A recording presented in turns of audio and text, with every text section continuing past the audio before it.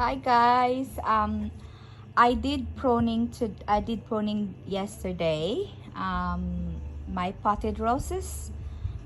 So this is all an experiment. Anyway, I tried before and I got only 2 successful propagation for my roses, and that's the Camp David. So this is the Camp David here. This is the Camp David.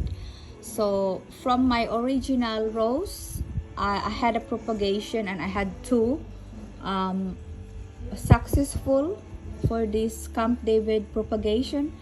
And so I did try all my pruning. So I gather all the good branch, or this one here.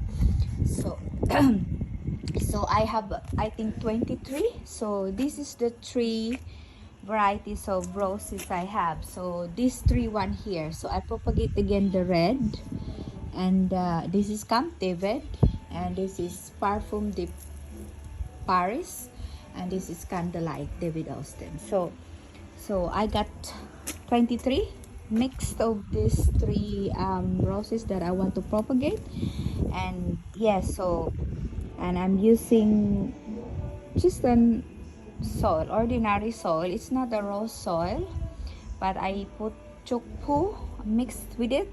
And before you gather this one here, when you cut it and you think it's a good stem of a possible, gonna be thriving or become a fully grown rose, I dip it in this Yates Clonix purple. This is the hormone thing, the rotting hormone gel. So I dip it first, and then I put it in the pot.